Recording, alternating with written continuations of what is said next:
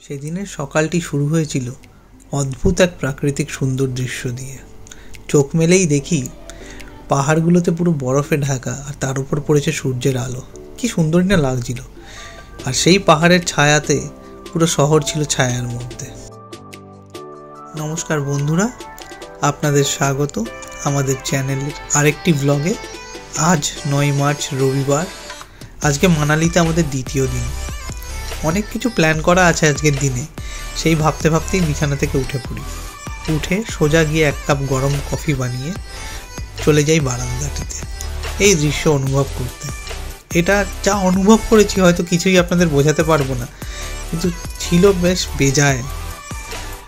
গরম কাপে চুমুক দিতে দিতে কি দারুণই না লাগছিল। আস্তে আস্তে সূর্যের আলোতে পুরো ঢেকে যাচ্ছিল মানালি শহর, সঙ্গে বিয়াস নদী। এই দেখতে দেখতে দেখি 8:30টার উপর বেজে যায়। গিন্নি এসে বললো যে আমাদের ব্রেকফাস্ট করতে নামতে হবে। হ্যাঁ, আমরা যেখানে ছিলাম সেখানে আমাদের ব্রেকফাস্টই কমপ্লিমেন্টারি ছিল।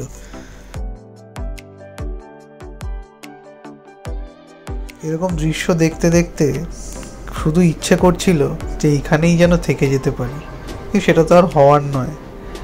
একটা জিনিস লক্ষ্য করলাম, এখানের অধিকাংশ হোটেলই সোলার প্যানেল বসিয়ে ওয়াটার হিটিংটা সোলার প্যানেলের মাধ্যমে করে, যার জন্য বেশ সুন্দর গরম জল সারাদিন ধরেই পাওয়া যায়।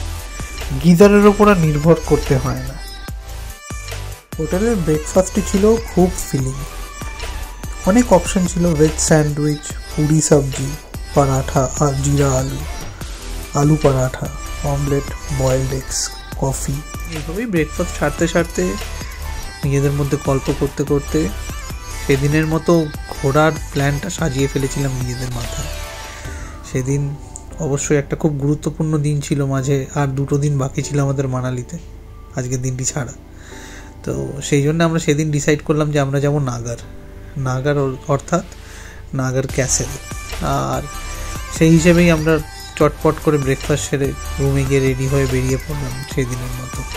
সেদিনকার প্রথম গন্তব্য ছিল আমাদের জন্যে মানালি বাস স্ট্যান্ড, না ভলভো বাস স্ট্যান্ড নয়, মানালি ম্যালে যে বাস স্ট্যান্ডটি লোকাল ট্রান্সপোর্ট চলে সেই বাস স্ট্যান্ডটা।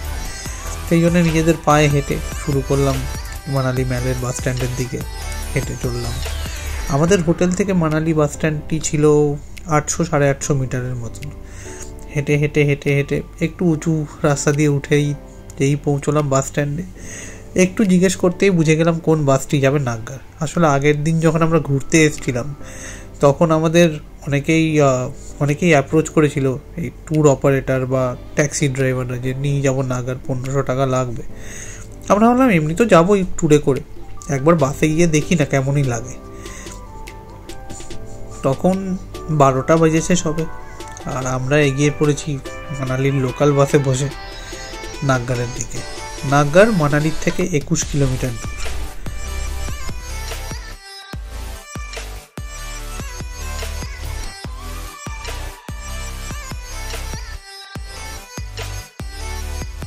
বাস চলতে শুরু করলো যেই বুঝতে পারলাম ভারী বোকামো করে ফেলেছি একটা। না, ভয় পাবেন না, অন্য কিছু নয়। বাসটি আসলে আমরা যেই রাস্তা ধরে এসেছিলাম মানালি বাস স্ট্যান্ড অব্দি আমাদের হোটেল থেকে, সেই রাস্তাটি ধরেই বাসটি যায় হলো গিয়ে নাগগার। লোকাল বাস তো ভেতরের রাস্তা ধরেই যায়। তো আমরা এই হোটেলের বাইরে দাঁড়ালেই আমরা চলে যেতে পারতাম। যেই বাসটি এগোচ্ছে দৃশ্য যেন আরও সুন্দর হয়ে উঠেছে। পাশ দিয়ে বয়ে চলেছে বিয়াস, বা পাশে হোটেলগুলো। এখনও মানালি আমরা যদিও ছাড়াইনি, তবে মানালির মধ্যেই আছি। তবে একটা জিনিস বলবো, এখানের লোকজনদের ধৈর্য কিন্তু অনেক বেশি। আমাদের শহরে যারা থাকি তাদের তুলনায় অনেকই বেশি। আমাদের বাসটি মিনিট 5 দাঁড়িয়েছিল, ড্রাইভারের কোনো একটা কথা বলার ছিল কোনো একটা গ্যারেজে। একটা বিশ্বাস করুন, কেউ কোনো অপ্রস্তুত বা কেউ কোনো তাড়া দেয়া কিছুই করেনি। এটা তো ভাবতেই পারি না বলুন, কলকাতা বা যে কোনো অন্য মেট্রো সিটিতে। যদিও চ্যালেঞ্জিং, পাহাড়ের লাইফ অনেকেই চ্যালেঞ্জিং, জিনিসটা থেকে ভালো লাগলো যে চ্যালেঞ্জেসের মধ্যেও কীভাবে ওদের রিয়েল লাইফে ওরা চলে। যতই রাস্তাটা এগিয়ে চলেছে পাহাড়ের ঘোরা বেঁকা পথ দিয়ে, মনটা আরও ভালো লাগতে চলেছে, আরও ভালো লেগে চলেছে যে এই বুঝি পৌঁছো। নাগগারের মোট দূরত্ব মানালির থেকে 22 কিলোমিটার হলেও যেতে প্রায় ঘন্টাখানেক সময় লাগে এই বাসগুলিতে। আপনি গাড়ি করে যেতেই পারেন ট্যুর অপারেটর বা ড্রাইভারের মাধ্যম দিয়ে, সেটি 1500 টাকা থেকে 2000 টাকার মতো নেয়। আমরা ভাবলাম একটা দিন একটু অ্যাডভেঞ্চার করে দেখি, তাই এগিয়েছিলাম এই পথ ধরে বা এইভাবে। মানালির শহরের হোটেলগুলো দুদিকে অবস্থিত, একটি মানালি ম্যালের দিকে আর অপরটি অলিও বলে একটি জায়গা আছে সেই দিকে। তা আমরা এখন যেখান দিয়ে বেরোচ্ছিলাম সেটা অলিওই।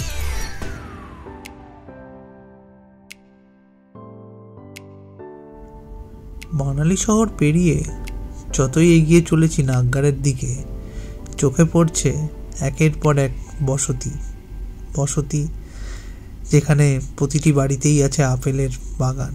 কিছু গাছে ফুল এসছে, কিছু গাছে আসেনি। এরকম মিনিট 45-50 চলতে চলতে পিছন দিয়ে কন্ডাক্টর আওয়াজ দিল যে নাগগার হলো গিয়ে পরের স্টপ। প্রাকৃতিক সৌন্দর্য তখন চরমে।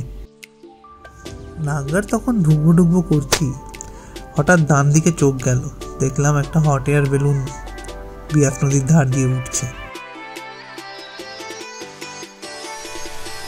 এই বলতে বলতে পৌঁছে গেলাম নাগগার বাস স্ট্যান্ডে। বাস স্ট্যান্ড থেকে প্রায় 1 কিলোমিটার খাড়াই পথ উঠে যখন নাগার ক্যাসেলে পৌঁছোই, তখন দুজনেই প্রায় বিধ্বস্ত। পাশের দোকান থেকে একটা কোল্ড ড্রিঙ্ক কিনলাম, দিয়ে নাগার ক্যাসেলের টিকিট কেটে ভেতরে ঢুকলাম নাগার ক্যাসেলের। আসলে এইখানে কিন্তু ইউপিআই বা কার্ড পেমেন্ট ওনারা ক্যাশই চান নাগার ক্যাসেলের এন্ট্রির জন্য। এন্ট্রি টিকিট 50 টাকা করে জন পিছু, মানে 100 টাকা দুজনের জন্য।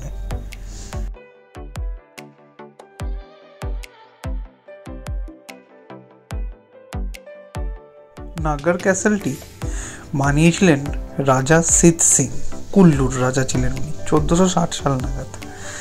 এখন এটি মেনটেন করে Himachal Pradesh tourism development corporation. এখানে কিন্তু একটি হোটেলও আছে, আর সঙ্গে আছে একটি রেস্টুরেন্ট, একটি ভারান্দা রেস্টুরেন্ট বলে আছে, যেখানে ট্রাউট ফিশ পাওয়া যায়। আমরা সেটা ট্রাই করিনি, অত হেভি ব্রেকফাস্ট করে এসেছিলাম বলে।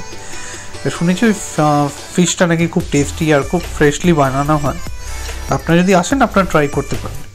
যদি নাগগার ক্যাসেলে আপনাকে থাকতে হয়, আপনারা HTTPCর সাইট দিয়ে বুক করে নাগগার ক্যাসেলে থাকতে পারেন।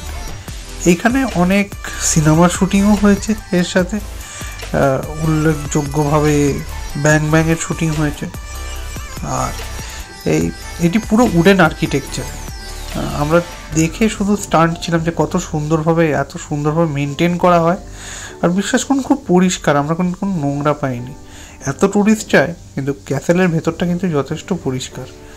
আর এটা 2 টিয়ার, মানে দোতলা একটি ক্যাসেল, গ্রাউন্ড ফ্লোর আর ফার্স্ট ফ্লোর মিলিয়ে। ফার্স্ট ফ্লোরে কিছু রুমস আছে, রুমসগুলো খুব এক্সপেন্সিভ নয়। সামনে একটি বুকিং অফিস আছে, আপনি চাইলে ওখানেও অ্যাভেলেবিলিটি চেক করে বুকিং করিয়ে নিতে পারেন। এই দেখতে দেখতে আমরা আবার নিচে এসে দাঁড়ালাম। পিছন দিকে মানালি, সামনে কুল্লু, আর পাশে দেখতে পাচ্ছিলাম বিয়াস নদী। এত অপরূপ লাগছিল সেই দিনটা। তবে একটা জিনিস নোটিস করতে থাকলাম, ক্লাইমেট হট করে মনে হচ্ছিল একটু খারাপের দিকে হয়ে চলেছে। এবার আমরা আস্তে আস্তে ওখান থেকে বেরিয়ে আবার সেই খাড়াই পথ ধরে যেটা এসেছিলাম সেই পথ ধরেই নিচে নেমে চলি। 1 কিলোমিটার পথ তো একটু সময় তো লাগেই। ওঠার সময় অনেক বেশি কষ্ট হয়েছিল, নামার সময় কোনো কষ্ট হয়নি, কিন্তু ওঠার সময় অনেকটাই কষ্ট হয়েছিল। এখানে পার্কিং আছে, আপনি যদি নিজস্ব গাড়ি নিয়ে আসেন আপনারা আসতেই পারেন, পার্ক করতে পারেন।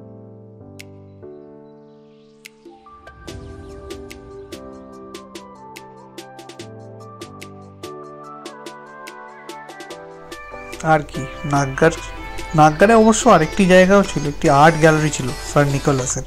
আমাদের আর সেটা যাওয়া হয়নি, কেন কি সেটা আরও 1.5 কিলোমিটার ওপরে ছিল। আমাদের আর সেদিন শক্তি ছিল না পাহাড় বেয়ে আবার ওপরে গিয়ে স্যার নিকোলাসের আর্ট গ্যালারি দেখার।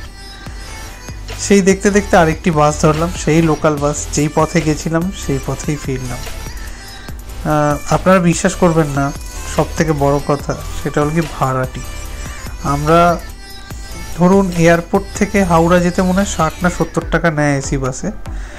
সেখানে মানালি থেকে নাগগার 1 ঘন্টার জার্নি এই লোকাল বাসে আমাদের ভাড়া পড়েছিল জন প্রতি 25 টাকা, মানে 50 টাকায় দুজনের। 50 টাকায় গেছিলাম, 50 টাকায় ফিরেছি।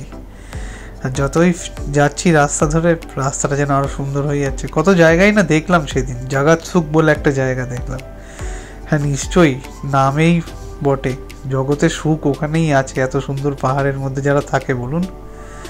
কিন্তু পাহাড়ের লাইফ কিন্তু খুব চ্যালেঞ্জিং, ছোট ছোট জিনিসের জন্য মানুষকে অনেক দূর যেতে হয়, সেটাও দেখেছিলাম সেদিন।